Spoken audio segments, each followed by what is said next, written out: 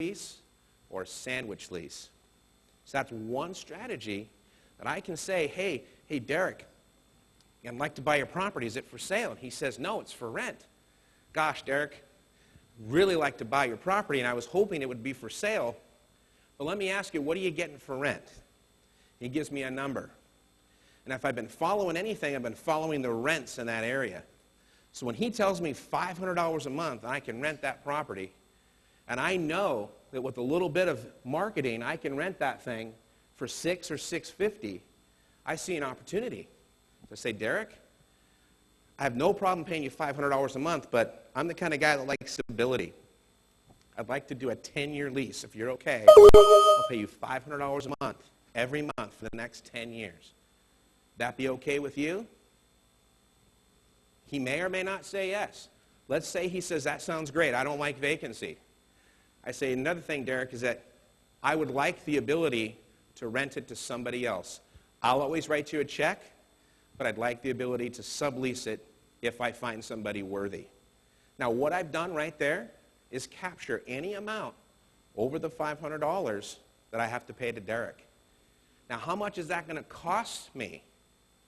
Well, what do tenants pay? Do tenants fix things? I wish they did. Who fixes everything? Derek fixes everything. Who pays the taxes on the property? Derek pays the taxes on the property. And if I rent it for more than I owe Derek, who gets to keep the difference? Did I have to have the deed to do that? No, I actually didn't want the deed in that case. What I wanted was the opportunity to grab income. And what I did was I took the income and I took the management, didn't I? And I actually took the use as well. I took three things: income, management, and use. Which one of those am I not going to want? I don't want the use. So I sold the use to Hector, and he's paying me every month. He bought one piece. I got to keep the income and the thrill of management, didn't I? Exactly. What did I leave on the table for Derek? He still gets to keep the amortization on any loan he's got. All the growth is still his. And by the way, if he were to sell it, it's his, and he gets all the tax benefits. So by carving off three things that I know he didn't want, which was the income, and he still gets a little bit, doesn't he? He still gets some. The management and the use, I was able to create a deal where I didn't need to get the deed. Now, how many $100 checks would you like to cash in a month, Walker? Is there any limit? You're sure? 1, 2. This is a really useful strategy for me when I'm calling outbound to sellers or when they're calling me off of a mailer. Why? A lot of them are landlords. How many of you mail to an absentee owner list? Not very many of you. Let me tell you, you can get an absentee owner list from your title company. It's free. It's supposed to be free. If it's not free, you call somebody and ask them why. You call them up, you tell them what county or city or municipality that you're looking for, and you simply ask them for an absentee owner list. That make sense? Why are you doing that? You want to market. You want to market to people who own these 7 benefits, and you're trying to get, all you need is one. Isn't that true? Just one. And if you can get the one on the profits, more power to you, right? But what if you can't get that one? What if you don't like that one? How many of you just, no matter what I say, you're not going to be a landlord? Raise your hand. There's nobody in here? That's amazing. Everybody in here is okay with being a landlord? All right, I got it on tape too.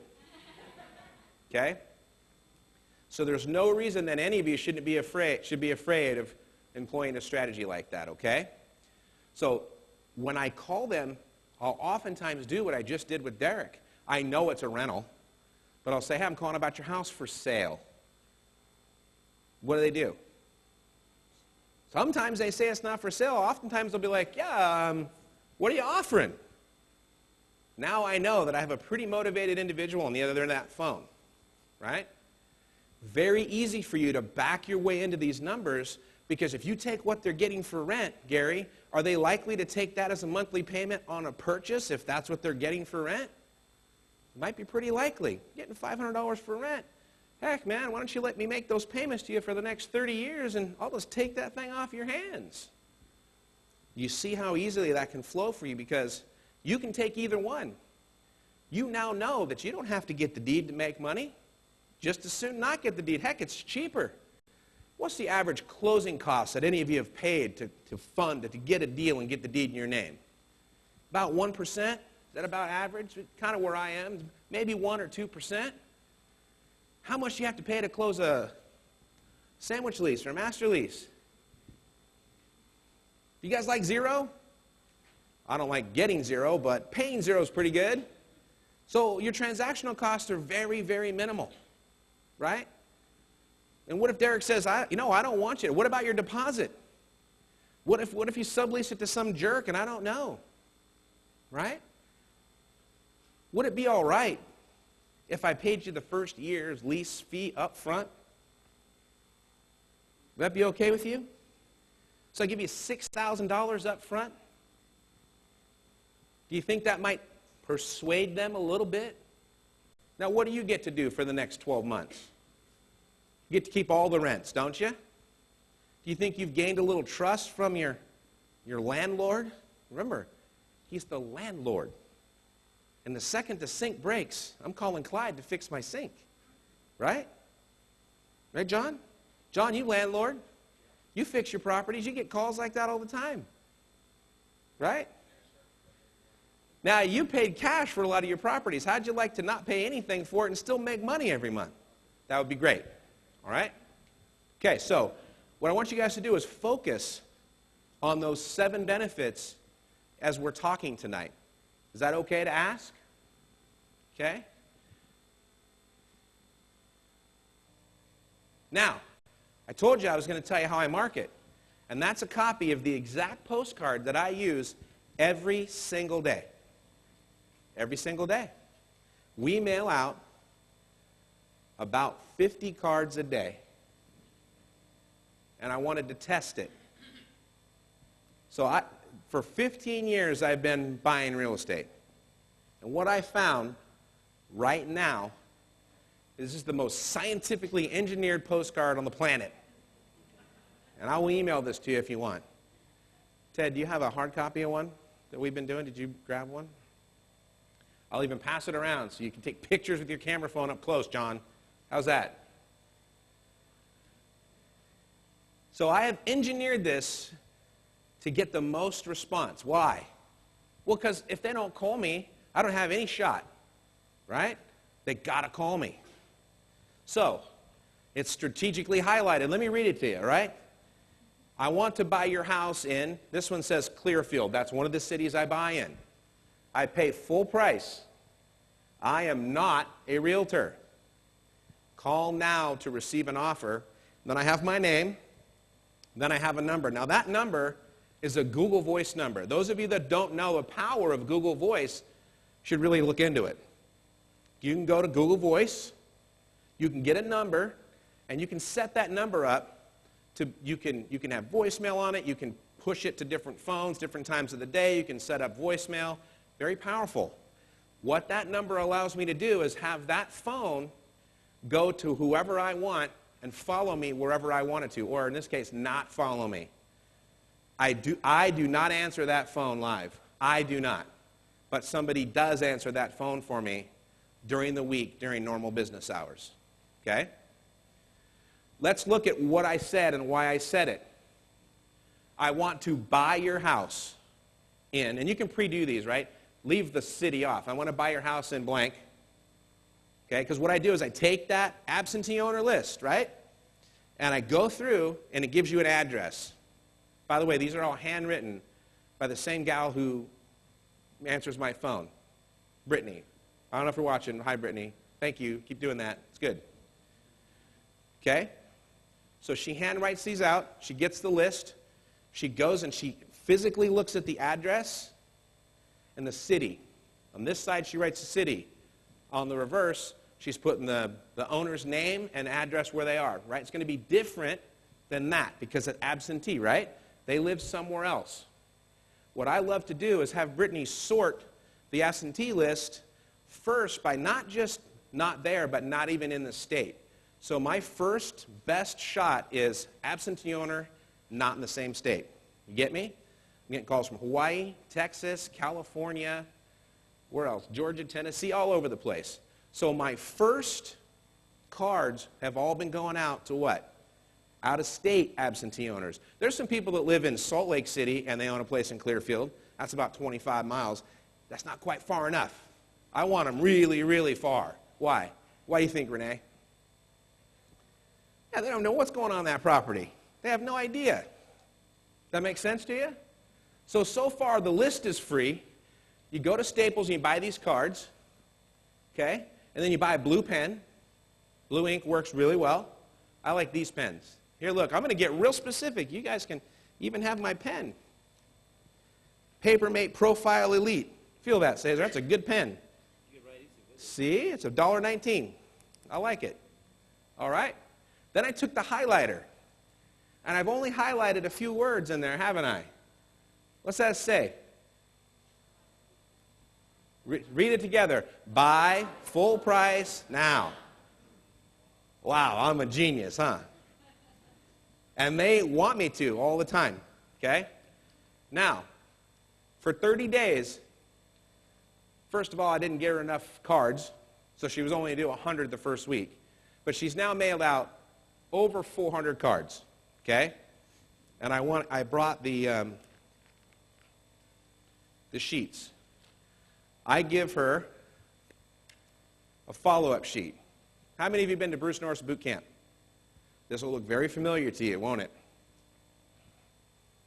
Yeah, Bruce gives this to you in his buying system. So if you don't have time to go to the boot camp, get his buying system. This sheet's in there. There are now 32 people that have called me out of 500. Is that a good response rate? I use that right there.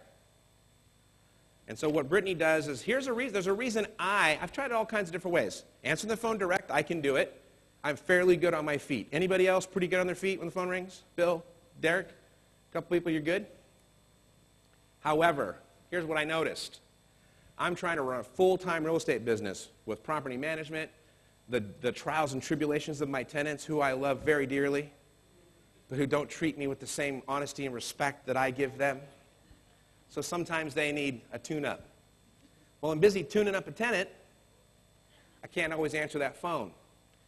Well, the worst thing I do is I try to be everything all the time. Anybody else have that problem? I'm not alone. So I answer that phone when I'm not quite ready. How many of you guys have kids? How many of you have 5 kids? Did I win that one? I thought I might. I got 5 kids from 18 months up to 20 years old. So I got diapers, and I've got trash, and that's from my 20-year-old. When I answer that phone, if I'm not in the right frame of mind, I'm going to drop something. That's what I've learned about myself. So what I do is I have Brittany take the incoming call, and I've given her this sheet. She goes through and she makes notes for me. He's living in Hawaii, would like to call today. He's not working today. Said something about homeowners association making it hard to rent the house. That's a note that she wrote me. Then she wrote how big it is, what he'd like to get, 170-ish. I like that. That's a good one. There's renters in the house, and his name and where I can reach him and the address. That's a lot of information, right, Miles? Now, what do? I pick the time and the place and the method for me to call them back. Hey, Ron, you about ready to cue that audio up? Okay, now, what I did for you is I use a digital recorder, an Olympus digital recorder. It's really cool because I've been trying for a long time to come up with some high-tech smartphone way to record my calls. It doesn't exist. Not the way I want. So it comes with this mic. This mic is really cool because I put this thing in my ear, okay? And on the back is a microphone. Then I put my headset over that. Now I can record my conversation full duplex. What I say, what they say. And then I go back and I rewind and I re-listen so that when I am making calls, I assume the position, which is in my chair, feet on the desk, head back. I don't hardly ever keep the notepad with me. I review it ahead of time. What does that allow me to do? Somebody said focus, actually unfocus, right? I pick to call them back when I'm ready, when the doors are shut, when there's no kids. Love my kids, just not good for business, okay? Put my feet up on the desk, and I make a call. And what I'm going to have Ron play for you, it's longer than you might want, but I think there's some key points. It's just about 11 minutes, but I bought this duplex 2 days ago for $0. $0 down. Do you want to hear it or not? Bill.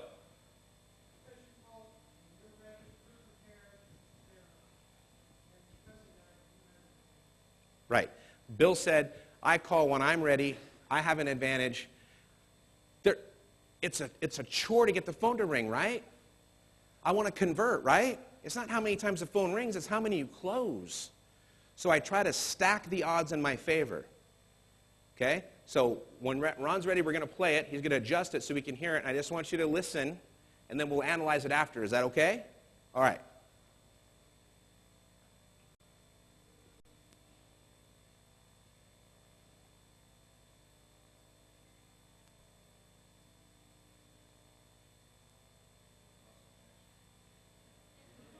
Did we lose it? There it goes.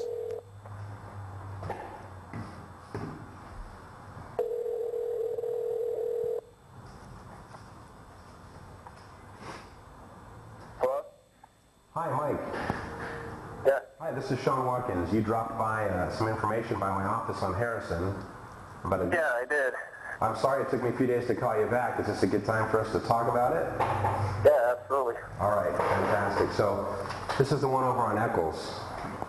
Yeah, it's 2646 Eccles. Right. I don't know if you're familiar with that area. The historic district is between 25th and 26th, so it's not on that street, it's one street over. Okay. Yeah, we have a couple of other properties over on Eccles. Is this the only one that you own, Mike? It is. I mean, it's a real complicated situation of how I even came to own it. I don't know if... Well, tell me this. I mean, Candace said that you're definitely not happy, and I look at it like, well, I'm happy owning investment real estate in Ogden. So, you know... I mean, to be completely honest with you, I just need and want to get rid of it as quickly as possible. It was something that I just put my name on the loan to help out. Okay. My fiance at the time, and that fell through, and so she's made the payments for the last 3.5, 4 years. Okay. And now she just says she's done. So I'm trying to get into a townhome, and I need to get rid of this house before I can move forward with that. So, okay. I mean, I don't even care to make a profit. I just want to be done with it. All right. Now, Pretty good call. How much did you speak to Candace about me and how I like to buy properties? She started to explain it, and she said that it would just be best if I talked to you. Okay. And so she's the one who, it just come from her office when I stopped by your office. No problem. I just want to make sure that I'm not misleading you in any way. I'm not the guy that writes a big check and pays off your loan and lets you, ride off into the sunset, because I buy to hold. So, but I'm the guy that Candace and everybody else sends people to when they've got a property that is in Weber or Davis County and that is an investment property. In other words, it's not occupied by the guy that owns it, right? And deal with tenants. And what I do is I can immediately take you off any kind of payment. So I can't, because what you're asking, I don't even know what you owe. You're asking $99.99. Can you tell me what you owe, Mike? I owe $97. Okay, so you owe $97K. All right. Even at that price, I can't buy this for $97,000 and pay cash or get a new loan. And the simple fact is, I can go and buy them for $30,000 from an auction right now. So, I'm not saying it's going to be nice like yours. I'm assuming yours is, better than average. Would I be right if I assume that? It's a pretty Is the house to be better than average? Yeah, yours is probably better than average, or is it pretty beat up? It's a duplex, and in the front unit there's someone living there now, and in the front unit's fine. In the back unit, I had recently, last week I evicted the tenants, and evict somebody? What's that? You just evicted somebody? I'm just making notes. Yeah, I evicted the people in the back unit, and they left a bunch of clutter in the yard behind, like mattresses and box springs and stuff. Okay. But the house, I mean, it's average. It's livable. Does it have like a big hole in the roof, or is there did they have a fire pit in the living room? I mean, what's the deal there? Is it? No, nothing like that. In fact, the roof is only 3 years old, and we put a brand new roof on it 3-4 years ago. Okay, fantastic. I like to hear those kind of things, and unfortunately, sometimes you have to go through evictions. We do that as little as possible, but sometimes it happens. Sure. But here's the good news, Mike. I can move quickly. I don't care about condition as long as I know what the condition is up front. And what I know, you said it's a $97,000 balance. Do you have a statement, or do you know about what the monthly payment is every month? The monthly payment's $830. Okay, and does that include your taxes and your insurance and any other things that are wrapped into the loan? That's everything. So every month, the mortgage insurance, taxes, all that stuff. It's like $830 and I think like 70 cents. Okay. And like I said, there's occupant in the front unit, and he's paying right now $600 a month. Okay, so both of the units are on the main floor. It's a front-back unit, not an up-down, right? It is, and it's interesting because there is an upstairs, but it's not accessible, and it's never been worked on or anything. So there's an additional, I would say, about 600 square feet. But the way you get to the upstairs is there's a closet in the back unit, and there's not stairs or anything, so you have to kind of lift yourself up there, and then there's just all this empty space up there that's never been worked on. Okay. But is it a legal duplex though, Mike? Does it have 2 electric meters? Yeah. Well, I'll be honest with you. I'm 99% sure it is. Like I said, I bought this with my girlfriend at the time, and she did all the legwork, and she made sure that it was a legal duplex, that everything was, up to par with the law and everything. All I did was put my name on the loan because her credit was bad. Funny things we do for love sometimes, right, Mike? Yeah. That's all right. Does Candace have this listing for you right now? Does she have it listed for me? Yeah. Is that who's got it on the MLS? Yeah. Okay. Yeah. She listed it. I think it was about 3-4 months ago. Yeah. Have you had any offers on it, Mike? No, she has shown it to, I think, 4 or 5 people, and we originally listed it for $120. And when I went to Candace about listing it, I hadn't even set foot on the property in over 3 years. Right. Because, again, my ex had taken care of it. And then I actually went over there for the first time just about 3 weeks ago, and I saw that the back tenants, they were just, trashing it. And so I evicted them, and now I'm more involved with the home. Sure. So. Are you in the middle of doing any upgrades or renovations after those tenants have moved out now? I'm not. I mean, honestly, I can't afford to because I don't even live there. I have my own place. I have an apartment. Like I said, I'm trying to get into a townhome, so sure. That's why I'm so eager to get rid of it, because I can't afford to do anything with it. Are you current on the payment though now? Yeah, I've never been late. Okay, so let me ask you this. In the event that I can just make this headache go away, start making your payments, and just be responsible for everything from this point forward, is there any reason why we can't meet? You can sign the deed and I'll take it from there, and you can go down the road and do whatever you want? nothing more than that. I mean, that would be a load off my shoulders. You have no idea. How can I get in to see it? Is the back locked? Is there a lockbox on it?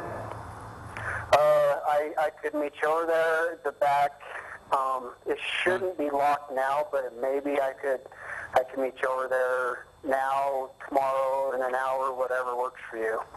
Well, let me do this. I can get into it. My maintenance guy's an expert lock picker. I won't damage your locks, but I'll have him pick them if I have to. What I want to do is I want to drive the neighborhood. I don't want to spook your front tenants, so I'll just take a look at it and walk around the outside. And if I can't get in... All right. All right, so that took 11 minutes to buy that duplex. And have you ever heard of more of a don't wanter than that guy? Went on the loan 4 years ago for his fiancée. The thing didn't work out. He stuck with the loan. She stopped making the payments. Now he's figuring he's pretty much up a creek. Yeah.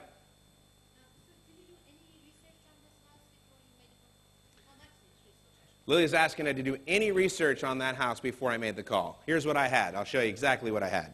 Because remember, I'm disclosing to you guys, right? So let's see. Who has access to the multiple listing service? This was listed property. So I had that. Good. You can look at it. You can touch it. So it was it won't bite you. It was listed for $120,000 for 6 months. Then they dropped it to $99,000. That's a deal, right? Just sitting there. Now this is interesting because we talk about marketing, right? I had the postcard up there, right? That's one way I market. What's another way I market? Agents. How many realtors do we have in here? Do realtors like to get paid? Yeah? If you don't like to get paid, raise your hand even higher because I will give you lots of business. You won't make anything, but I'll give you lots of business. Okay? So I market to agents and I tell the agents, hey, Clyde, if you're ever in a bind and you need an offer, you need a go-to guy, somebody you can blame, call me. I'll be the total idiot that comes up with the ridiculous investor offer. You know, it's kind of funny how they come back around and they do that. Candace is the broker. Candace went like overseas to Africa for some feed the children thing like 18 months ago. I thought she got ate by a hippo. I didn't know she was even back in town. And what happens? She sent an email. I got a guy that needs your help. We couple emails back and forth. Well, you know, have him come by and drop the information off. I showed up in my office, and this guy had already been in my office, printed it out for me, and left it on my desk. That's some pretty good service from a seller, right? So I looked at that, and then, yeah, Lily, here's the research I did. I looked at that. I know the area. We own a lot of properties up there, okay? This is just blocks from some other stuff, and one block off a historic district up there. So I knew the area. More importantly, though, I knew that Candace was giving me a referral. Is it important to follow up on your referrals when you get them? Right. So I followed up with her. After I called Mike, called her. I just got the phone with him. I said, he seems a little ready to go. She says yes, because he's not going to be able to make his next payment. So then, it wasn't even then. It was the next day. You were up there with me, right, Ted?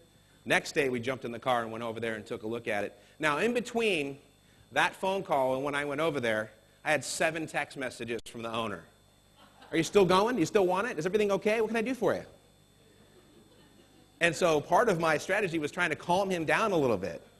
I said, Mike, I promise you, unless there's a dead body, and then I said, nah, it's okay. Even if there is a dead body, I'll probably still buy it. Because Derek and I went to the same school of buying, right? So we went over and we looked at it. And it was what I figured. It was typical. It had a vacant rear unit, occupied front unit, a lot of clutter. He wasn't kidding. The tenants really did leave it kind of trashy, right? Matter of fact, Ted made a funny comment. Ted's been up there with me, kind of shadowing me in our operation for 3 weeks, and he's been going through my units. Now listen, for those of you that don't know me, ugly pays. I buy a lot of ugly houses. And ugly houses don't have pretty carpet and pretty linoleum, but they're clean and they're serviceable. Remember those 2 words. Clean and serviceable. Well, Ted hadn't told me what he thought of my inventory until this day. When we walked into this one and he goes, man, your stuff is really good because this is really bad. So what, it had a funny smell. Anybody ever have a funny smell? Yeah? Not just in your own house, right? In your rental houses. I get it. Funny small rental houses are money. But then what was kind of neat is while we were there, the former tenants came by and decided to tell us just how bad it really was. That ever happened to anybody? Furnace only works half the time. Electrical's cross-wired to the front unit. Water heater's broke. So I had Ted with me. I made him get down in the basement. That was a good job, Ted. And he noticed that the water heater, and there was two of them, they were wired to one. So one of them broke, and instead of replace it, they just jumped it over the other one. So there's a little bit of work, about $5,000, really, that we're going to have to put into it. So when I was done, I called up Candace, said, I like the property, but I'm going to have to put $5,000 in it, so there's no commission for you. She said, I get it. If you can give me $500 to pay my assistant, I'm gone. Pretty good deal? So I wrote the contract today, so I'm almost late for the plane, but I wrote the contract, got it over. She called me. There's only one thing that she wanted to do. She wanted to make sure that we were using a payment servicing company, and that's something that I always do. So that deal's going to be a good deal for us. It'll rent for $700 each. It's $1,400 gross. We have an 830 PITI payment, and it's got a brand new roof. He wasn't kidding. It's only 3 years old. And good 2-bedroom units. So it'll cost us about $5,000 to tune it up, $500 to Candace, and Mike won't have to make his next payment. Okay? I wanted you to hear that call so that you could understand I don't try to go through a script every time, but I kind of have learned, like you have over time, to hit the points that I want. I want to make sure I tell them I'm not your cash buyer. I'm not going to do that. Did you guys hear me say that? I wanted him to know that I can buy these things somewhere else cheaper. And then I want to test his motivation. What was his motivation? Fairly high. Would you guys say that? Fairly high? Why did he want to sell? He never wanted it in the first place. Now let me ask you a question. I didn't know this guy until Candace introduced me. Do you think a second part of your marketing strategy might be to talk to all your realtors all the time and make sure that they know that you're the guy they need to come to or you're the gal? And please, when they do, write an offer. Go see that property. I'll tell you right now, Shawn, even if I wouldn't have made an offer on that property, I would have seen it and I would have called her and I would have told her why I don't want that property. Is that fair for you guys to understand? Now, we did it. I want it. What do you do next? Well, you got to write an offer, right? There's my purchase contract. 1 page, lots of white space. It's exactly what I sent over to the broker. What do I know the broker has to do with it? They got to realtorize it. That turned into 14 pages. But I did not have to write those 14 pages, right? So she realtorized it, and she emailed it over to me while I was on the plane, and I got it when I landed, okay? So she realtorized it, made it much more complicated looking than that. That's really what I do. So I write the offer, right? Now. Mm-hmm. Yeah, she's the broker. She's got the listing. She said, even though I didn't pay her, she wrote the offer. Heck yeah, she wants to pay her assistant. There's $500 in this deal. That's cash money, right, Derek? Do we have any more water back there? Somebody?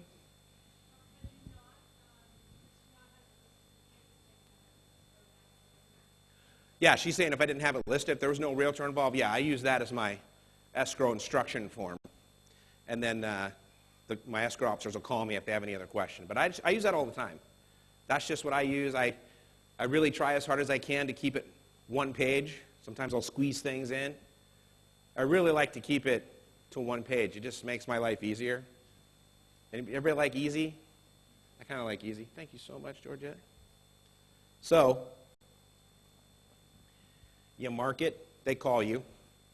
Realtors market, you call them. And you follow up on everything, right? Follow up, follow up, follow up, follow up. That make sense to you? So, let's see. I told you how to market.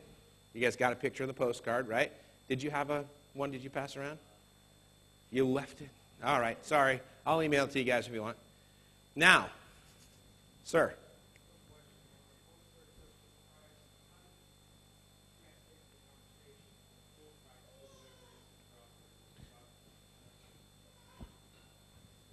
Shut your mouth. He says, how do you translate when it says full price into what you're offering?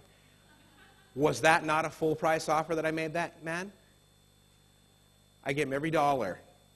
I can literally go buy those at the courthouse steps for 30 grand. Hammered, but 30 grand.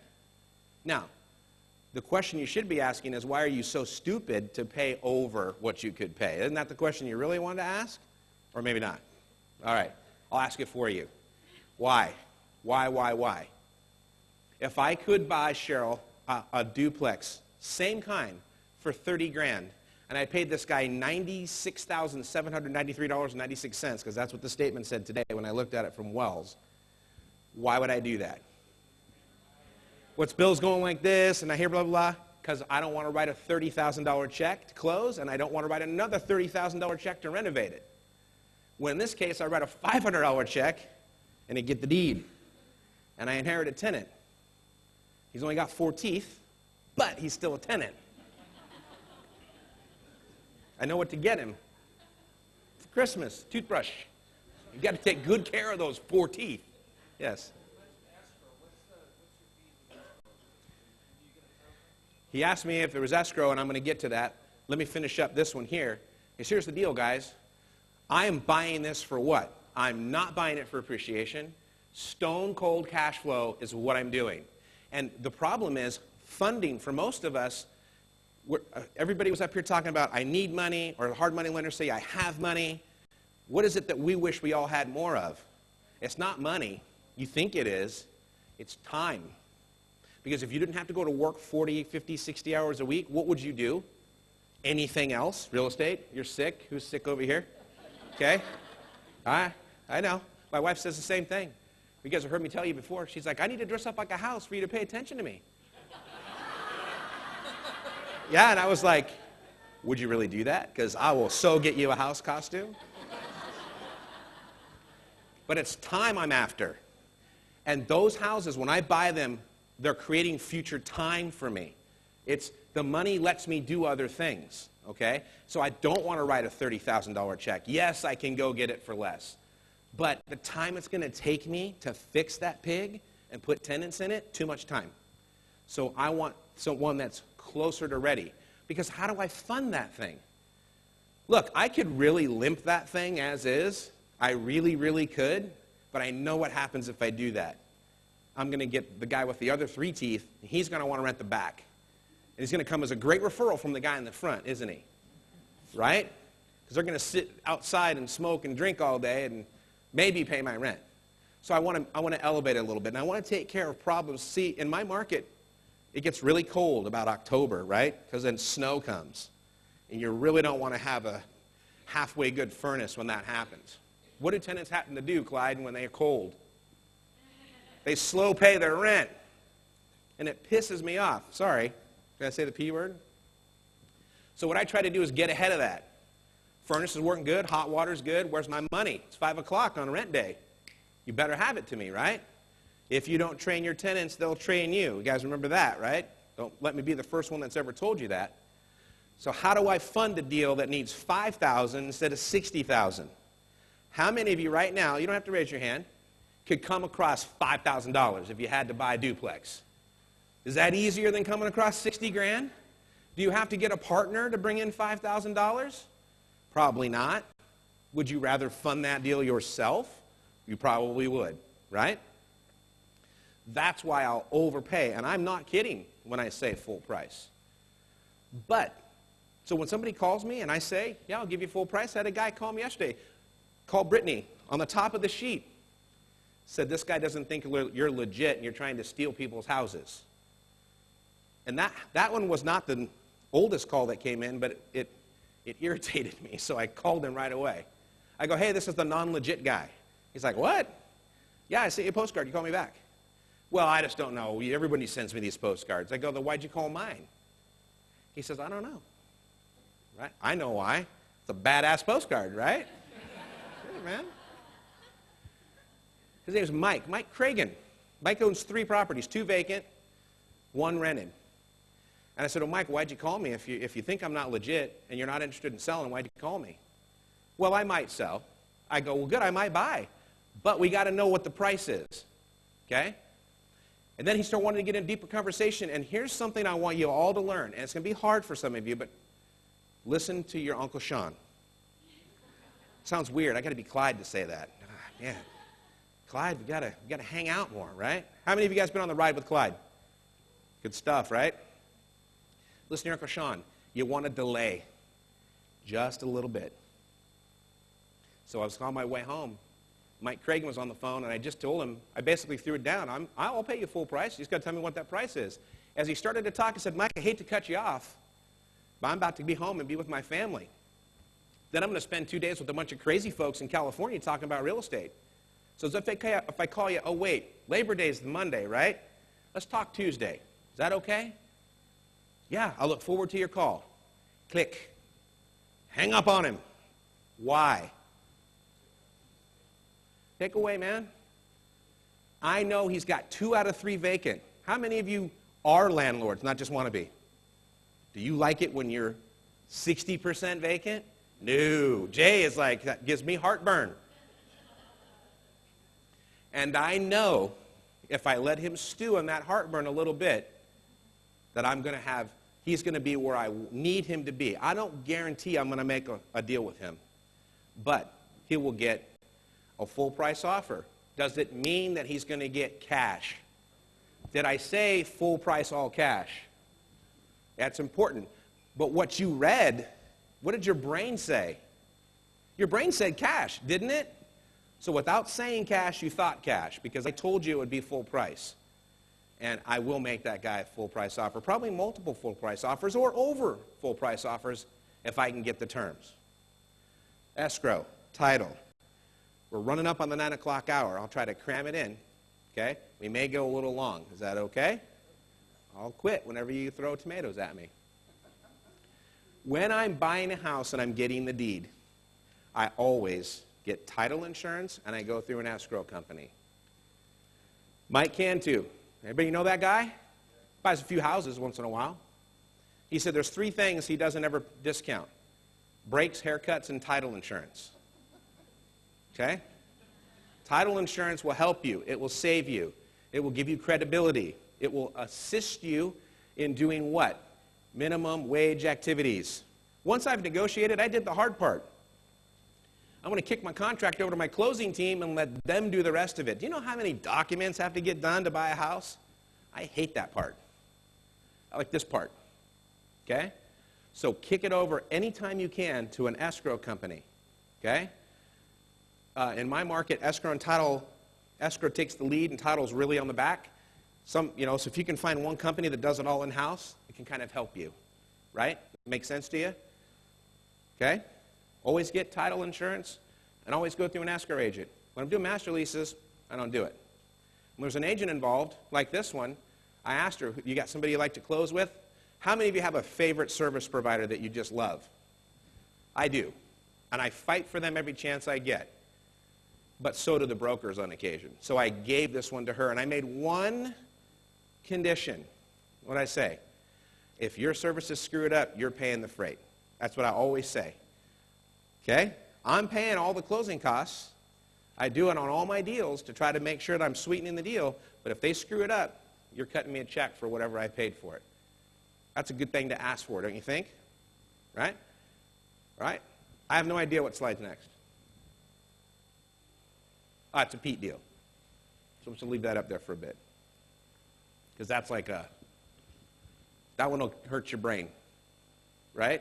How many times have you seen that one, Clyde? A few times. That's a good one, too. So listen. We marketed it. We funded it, because you guys all said in that deal you could do $5,000. What if it was $50,000? Would it be easier? $5,000 is easier. Everyone's like, oh, not quite sure. Okay? But put that in your market. Put that property in your market. Push the rents where you're going to get them. It's economy of scale, isn't it? You think that that's a unique situation? You're wrong. There are millions of homeowners everywhere in this nation that did dumb things like that guy did. He signed on the loan for love. The love is gone. Right? The house remains. Yes. I don't know. He doesn't know either, That was 4 years ago. He's on the loan. Only him. He's only on the title. Yes. She's asking if I use a real estate attorney to do my closings. I don't. It's not required in Utah or in California. But we do have an attorney on staff that we have all the time to be able to cry to and run to and say, what did I just do? Am I okay? When you hear silence from your attorney, that's not good. Am I okay? Ron, are you there? Ron? That was just clearing my throat, or I was just laughing because I just choked when you told me that, right? So no, I don't use an attorney. I always use escrow and title. Now, we marketed it, we funded it. Here's the best part, isn't it? It's where you get paid.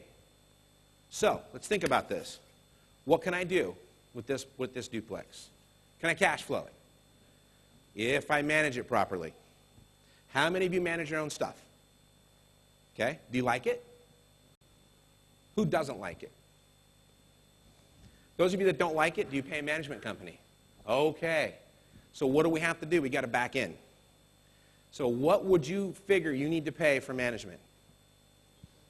10%? That's a good number, right?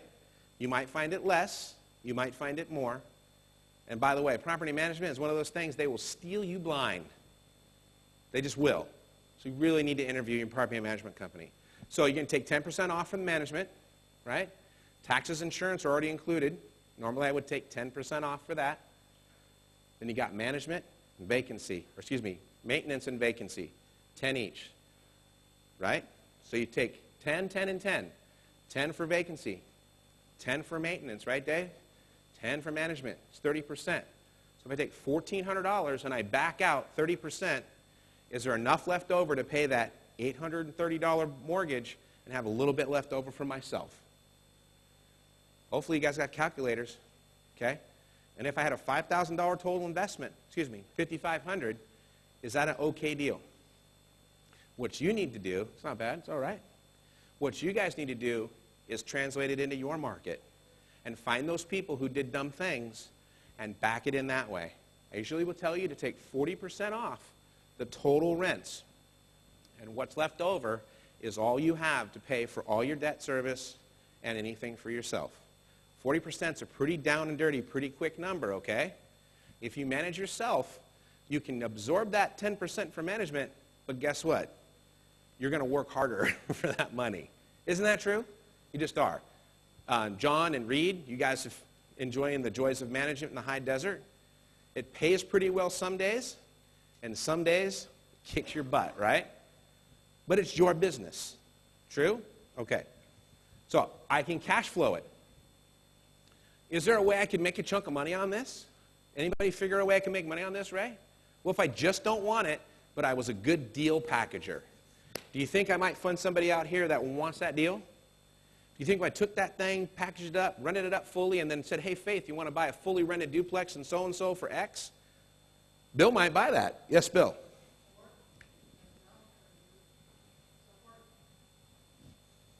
Could I sell all of it? Could I sell a part of it? Could I sell pieces of this deal? Could I go back to that house of 7 benefits and sell 1/7 of this deal to 7 different people? Anybody know any high net worth earners? Dentist, doctor, lawyer, plastic surgeon, who their accountant just said, you're getting killed. You need some deductions.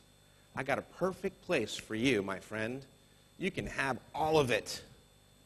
And then they'll pay you for that. Sir.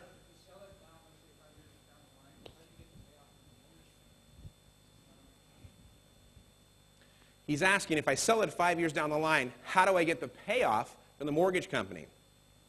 When we do this, when we close this, in this structure, I'm going to give the seller an all-inclusive trust deed, wrapping around for dead even what he owes. When he does that, he's going to fill out a statement of information with the title company. He's going to sign it. Social security number, loan number, right? Additionally, I use a servicing company. It's $85 to start and $14 a month. They handle the ins and outs, okay? So the payment doesn't come from me. It comes from the servicing company. The seller has to fill out a form allowing the servicing company to do what? Act on their behalf. So later, whenever I need anything, servicing company says, hey, Jay, we need a payoff from Jay's Bank and Trust. Jay says, here it is. Comes into the servicing company. Now we know what we need to pay it off. That make sense? I use Precision Escrow Services. They're based in Utah, but they will service you nationwide. Have you been talking to them? They hooking you up?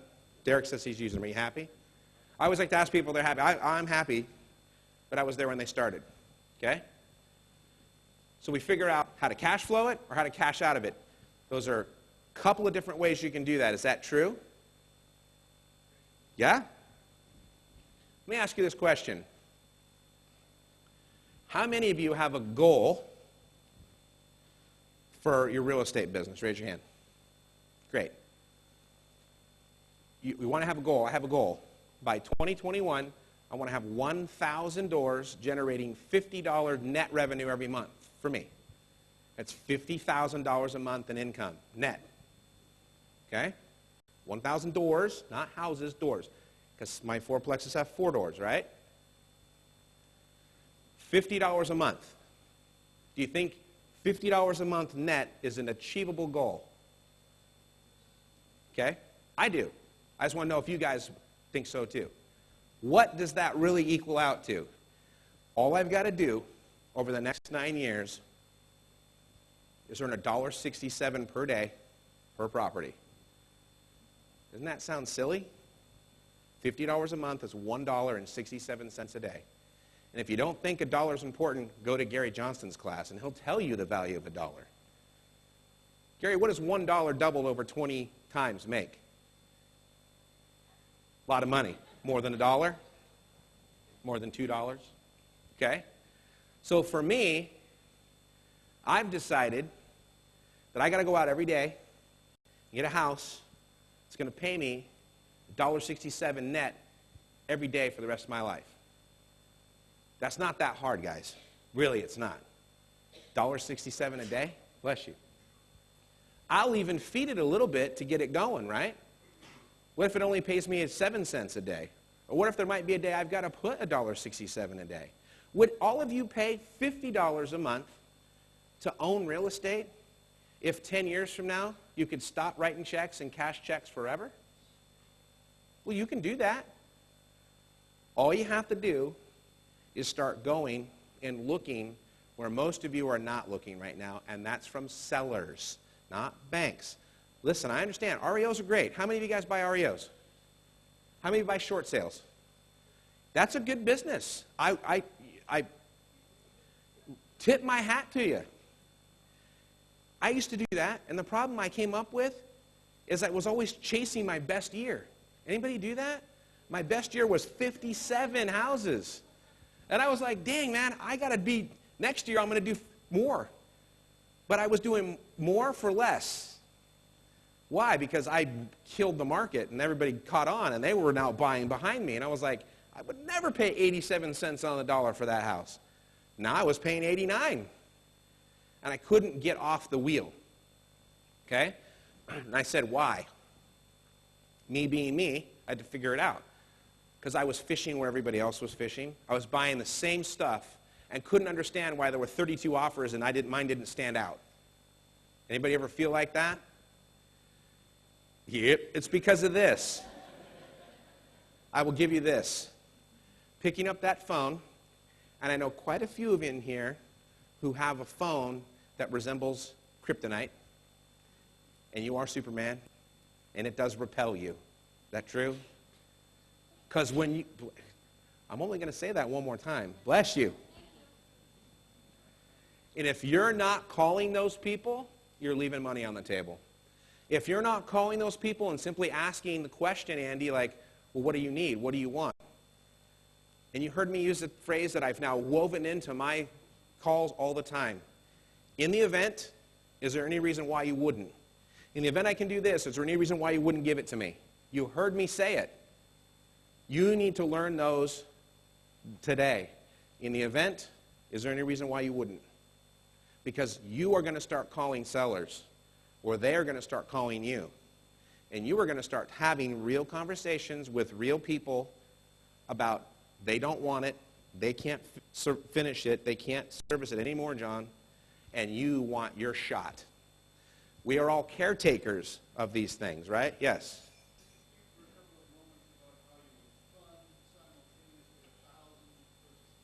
Oh, sure. He's saying, how would I fund simultaneously 1,000 purchases?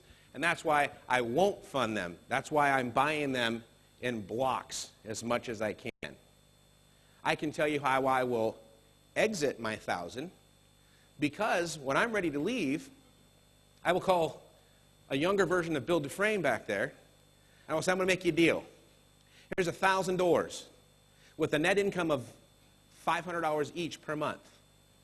All I want from you is $50 a month. But you have got to take care of all my inventory. So funding them incrementally is easy. If I try to go out today and buy 1,000 doors at one time, it's possible, but I'm not a hedge fund. Hedge funds have stupid money right now, don't they? So it's an incremental process, right? I figure if you took, I've got just under 300 now. So if I need another 750, right, 850 between now and then, over the next 7 years, it's only about 100 doors a year, right? Will I do that? I know I'll do that. I'll probably have to buy more than 1,000 because I don't like all the ones I buy. You don't like them, some of them too, right, Andy? Sometimes you buy them, they're kind of, I'll trade up, trade up, trade up. And it's just a goal of mine, right? So I had to set the goal. So I'm not going to buy 1,000 at one time. I'm going to buy little chunks at a time. And what you'll find when you deal with sellers is they usually have more than one, like 5 or 6 at a time, right? Working a 6-house bulk sale right now. How about big apartment buildings? The goal is this, guys. You need to fish in a different pond. You need to have about 3 buying systems going at any one time, right? Keep buying from banks. How long? It's taking you a long time to develop those relationships, right? Keep them. Keep that line in the water. Who buys from auctions? Anybody? Keep an auction system going. And then what's your third one? For me, that one that always hits home for me is seller direct, seller direct, seller direct. If there's one thing that I'm not going to give up, it's my seller direct offers. Is this me read for you? Okay, so let's see. Yours is pretty, how did you get this? Hi, I want to buy your house in Bakersfield. I pay full price. No hassle. Call now to receive an offer. Now, Brilliant. I couldn't say I'm not a realtor. Right. That's the one you stand. Hold it up. It's on a yellow card written in black ink. How many of you think you got to go to a professional printer and print all that stuff out? Somebody does. You may not raise your hand. Okay.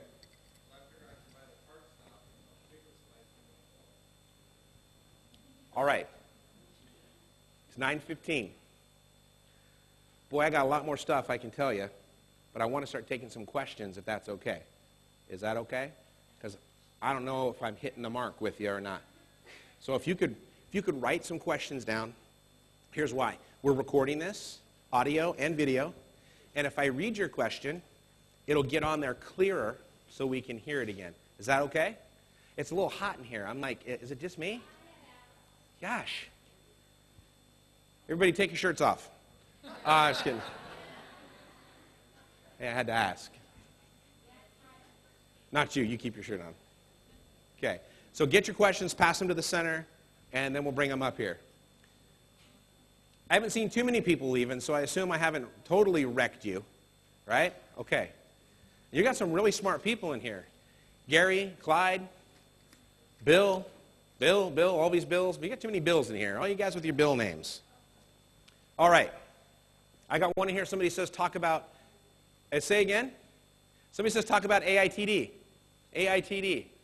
All-Inclusive Trust Deed. One of the tools I use quite frequently. Bill Tan gave one of the best examples, and I don't have it with me, so I'm going to literally describe it to you. He walked up in front of a class a few years back with a basketball and a Walmart plastic bag. And he said, here's basketball. This is the current loan. And he put it inside the Walmart bag, and he held up the bag. He said, the bag goes around it, and that is the all-inclusive trust deed. So simply put, the all-inclusive trust deed is a vessel that you put the other loan in, and it goes around and wraps everything up. Sometimes you will give the seller more than the loan inside. And sometimes you'll give them even money, depending on how you're doing it. If you're Bill Tan, he will sell the loan using the AITD and create a yield spread. Do not ask me to go into yield spread because we will be here a long time and Bill will come up and there'll be tequila shots and everything else. But all-inclusive trust deed goes around other trust deeds. Okay?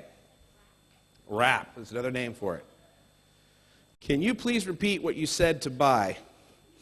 I'm not your cash buyer. Oh, what was the rest? What I said to this guy was, I'm not the cash buyer. I'm not the one who's going to come in and write you a check for $97,000 and buy this because I buy and hold. I'm poor. I can't afford to do that. I have to keep all my money in my pocket. Isn't that true? How many of you like to have 40 furnaces go out in 1 year? Times $1,200. That sucks. Okay? So that's what I said. Did I answer that question for whoever asked it? Oh, okay.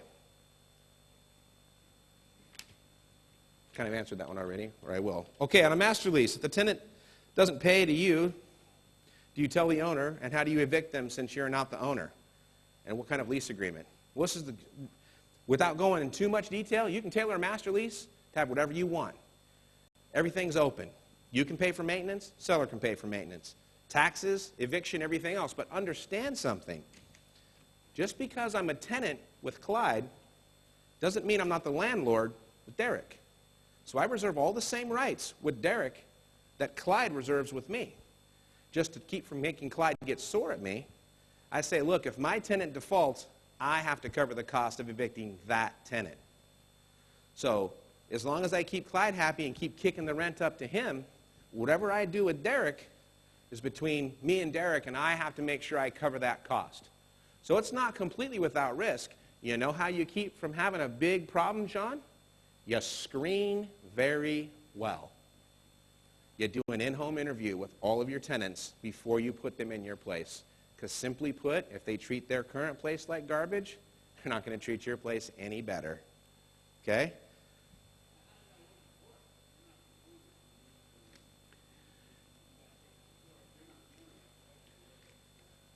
Shawn says, if I'm not the owner and I'm trying to evict somebody, the judge is going to look at me kind of funny. What am I trying to enforce? Possession. Through what? A lease agreement. When we go into court, the judge doesn't say, are you the owner? The judge says, who are you? What party are you? You're either the landlord or the tenant. Isn't that true? So if I'm the landlord and you're my tenant, I still have to follow the landlord-tenant rules, but ownership is not an issue. It's always about what? Possession. Okay? Is that a good answer for you? Would you consider taking over a loan on a home that is underwater, but it cash flows? Absolutely. Do it all the time. One of the best ways I like to buy, because an underwater home is not one that won't produce cash flow. How many people in here know what rents were in 1985 in your neighborhood? Can anybody? Let's just make it easier. Were they less than they are now? Fair enough. But could you buy houses now for prices that you could buy in 1985?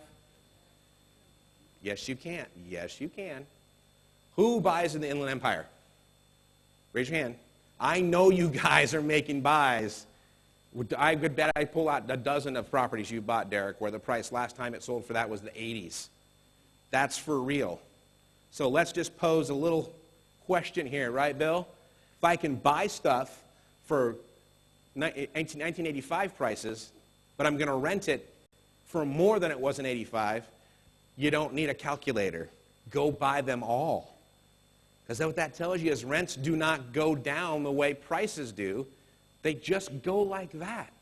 You're going to have small pockets where they stabilize or drop a little, but you guys got to do the math. If you can buy properties for prices when I was 15 years old, but rents for today, what's that mean for the future?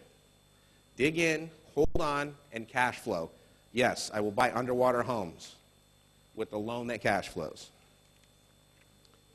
I just totally did. Yeah, duh. Thank you. How do you overcome objections on the liability on the loan, payments carried by the borrower? How do I overcome objection? I don't object. I'll do it all day long, right? So it's not a problem until they make it a problem. So I've had people say, well, you're not going to pay off the loan? No, I'm not going to pay off the loan. Well, then I don't want to do it. I said, fair enough. I'll be your tenant for the next 20 years. Is there any difference? And when I make them see that, look, Dave, you can pay the taxes and the insurance and the maintenance, or you can let me do it. The only difference is if I do that, I want the deed. And if you want to keep the deed, keep it. You also keep all those payments. Bottom line here is that do they have liability if I'm not there? Yes. So what's the difference? I'm going to give them money. So it's not a problem for me. It doesn't bother me in the least. I don't object. And if they object, the best thing is they shouldn't do the deal. Right? That makes sense to you? Is that a good enough answer for you? Are you guys worried about the due on sale clause? Okay, why? Bank's not. Bank doesn't care. Why do you think they have reinstatement departments? To reinstate the loan? Do you think they pay those guys a commission for reinstating loans? Why? Because this. You know why you guys are having so much trouble at auction? Because they cranked down on the inventory, didn't they? They cheated us. They cheated us. We should have hundreds of thousands of homes at bargain basement prices, but they won't let us have them. How are they doing that? They're not selling them. They themselves are becoming what? Landlords. So you want to beat the bank at their own game? You go be the landlord. That's as simple as I can put it. Do you ever do deals where you are in and out by signing contracts with terms with over-leveraged homes? Yes. The short answer is yes. Buy lots of them, put them under contract, make sure the cash flow is good, make sure that the tenants are stable. Then I say, who wants a flow job? Then I give you cash flow. Bill? Yes.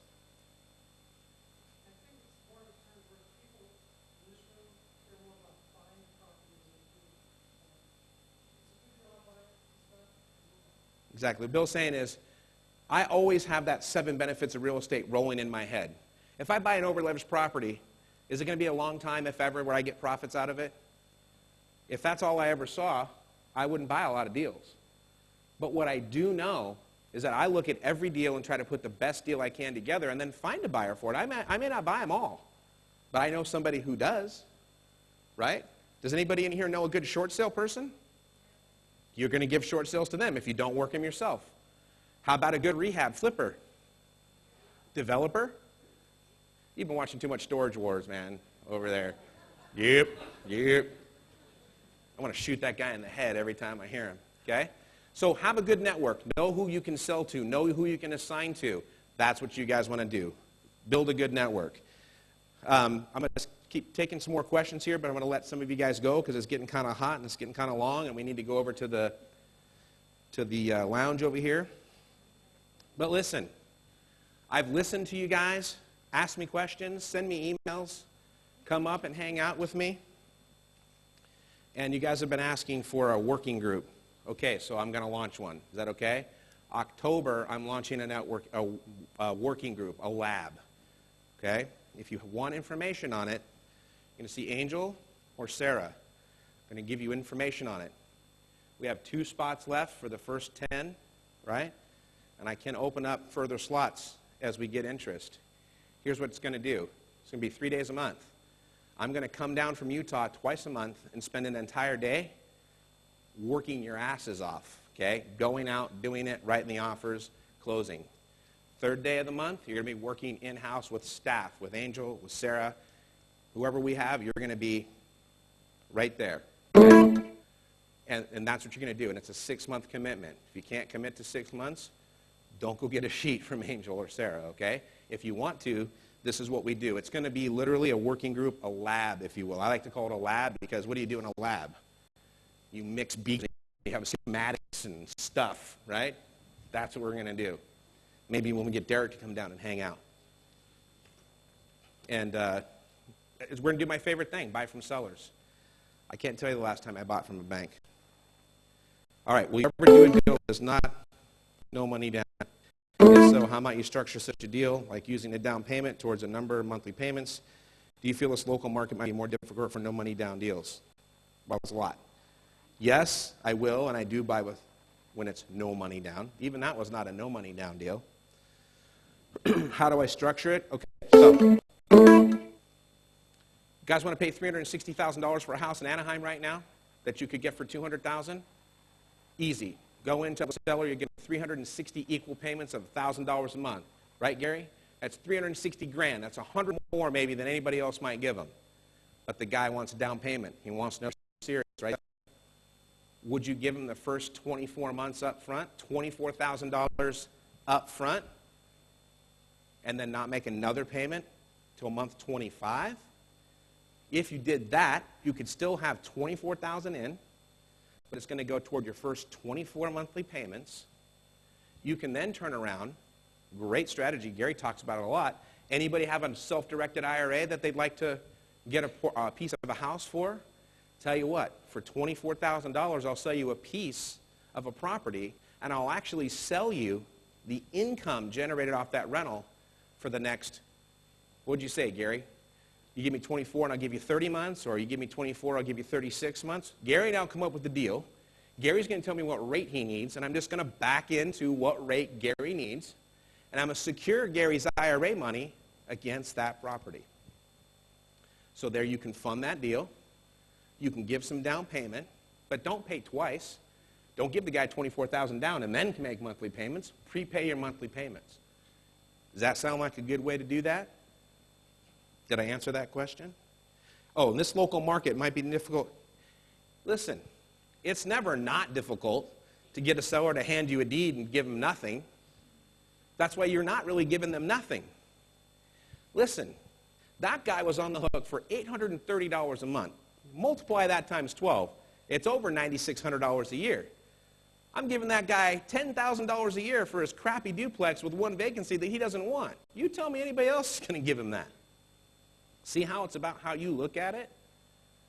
Does that make sense? You can't do that unless you're talking to the poor bastard who's going to not be able to make a payment on September 1st. Do you think the reinstatement department cares, Brent, if you don't make a payment? They care because they want commission, but they're not the one who's going to get a F on their record. That matters to people, and you need to insert yourself every time you can, okay?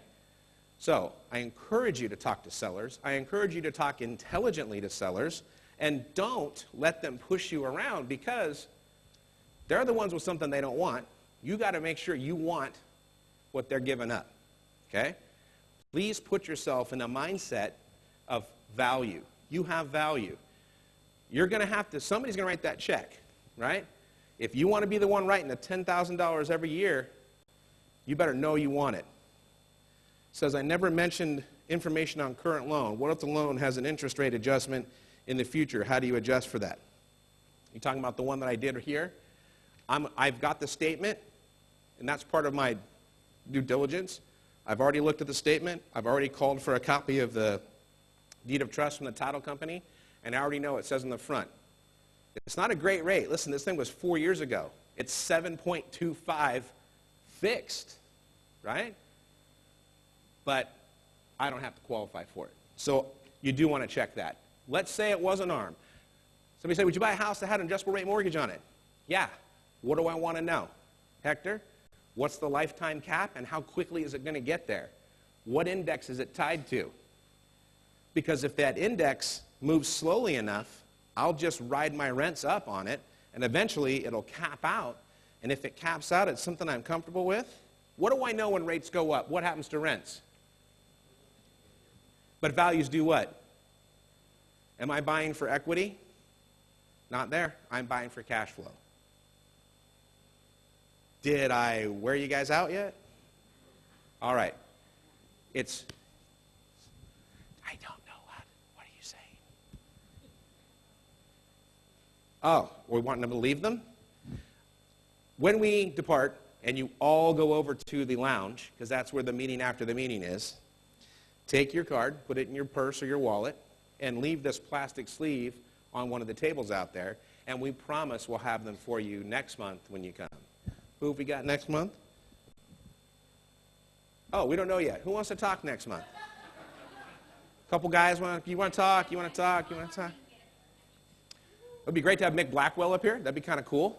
We promise we'll be here next month. We're not quite sure who's going to be up here with me, but we'll do it next month.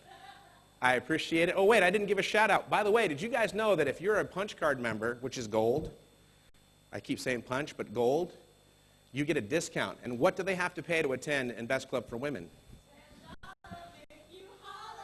So the extra added value is you get to attend another club for just $10. I appreciate you very much. Thank you for people watching on the internet, wave, and we'll see you next month.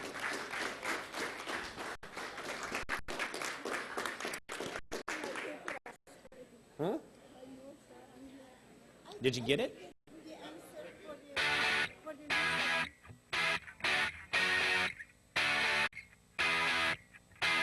No matter which way you go, no matter which way you stay.